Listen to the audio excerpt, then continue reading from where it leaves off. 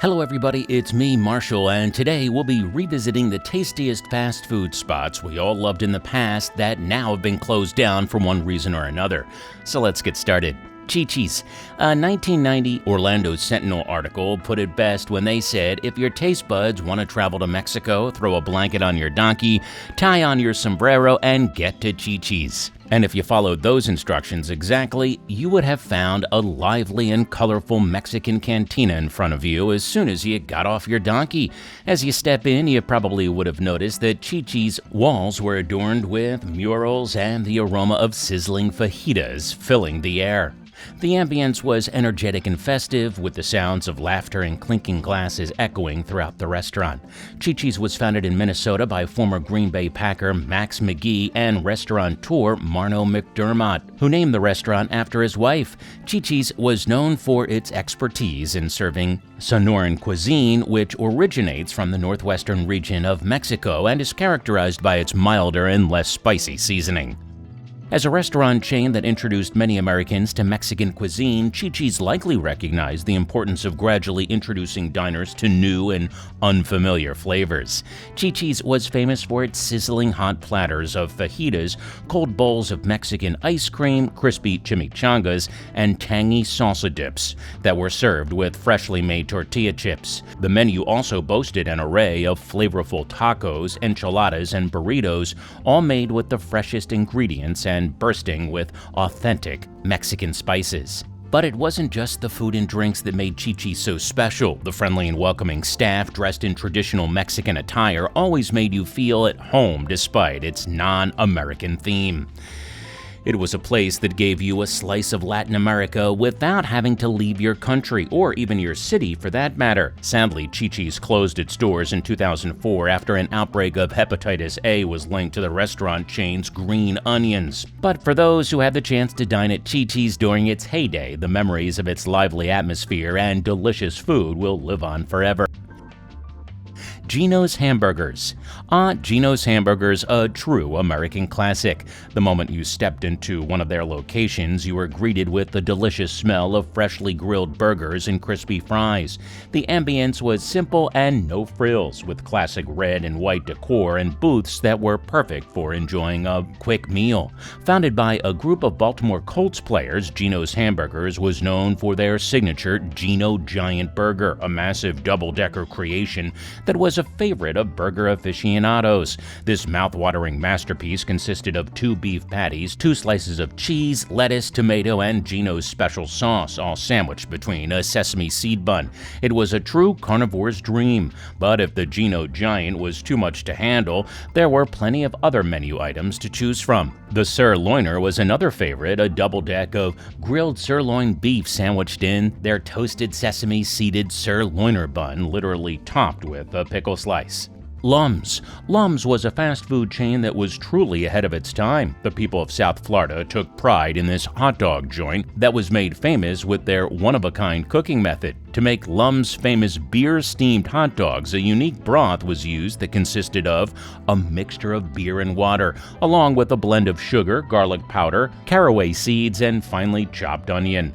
This flavorful broth was brought to a boil, and the hot dogs were then simmered in the liquid for 15 minutes to achieve their distinct and delicious taste. At 35 cents a piece, you really got your money's worth. While Lum's definitely earned the famous in their name with their blockbuster beer-steamed hot dogs, it wasn't the only food they made to perfection. They also offered other food like fried chicken and onion rings. But what really stole the show was their signature Ollie Burger, a burger seasoned with 32 spices smeared with a special sauce. A must-try for the teetotaling bunch. Their wide selection of craft beers also gave them an edge on the competition, as most other fast food chains didn't have this much to offer. Customers had a unique chow-down experience you can't find anywhere else. If all of this fast food talk is making you hungry, please consider showing us some love and giving this video a like. And now, on to the next restaurant you'll surely remember eating in. Burger Chef. Burger Chef was a fast food chain that was once a household name across the United States.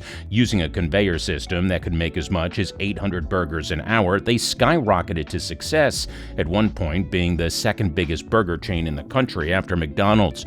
And the menu was diverse with classic items like the hamburger, cheeseburger, and fries, as well as unique creations like the Big Chef, a double-decker burger that was a favorite of those with big appetites. But Burger Chef was more than just a place to grab a quick meal. It was made to be a place where families can stay and enjoy each other's company. For kids, Burger Chef was a true paradise with a dedicated play area where they could let loose and have fun. One of the most memorable things about Burger Chef was their fun meals. These kid-friendly meals came in a special box that could be turned into a toy or a game after the meal was finished. It was a clever marketing ploy that was a hit with little boys and girls alike. Henry's Hamburgers. Henry's Hamburgers had a cult following among burger lovers in the Midwest. Their classic decor and old-school interior screamed 1950s. The menu was simple but satisfying, with classic items like the hamburger, cheeseburger, and fries. But what really set Henry's apart was their famous Goober Burger. This tasty creation was a hamburger topped with a generous helping of peanut butter, a combination that might sound strange, but was surprisingly delicious. The ambience at Henry's Hamburgers was cozy and welcoming, with retro booths that were perfect for enjoying a quick meal, and the friendly and efficient staff made sure that you were always taken care of. Sambo's. Sambo's was a pancake house that was once a popular destination for breakfast lovers across the United States. The moment you walked into one of their locations, you were greeted with the warm and inviting smell of freshly brewed coffee.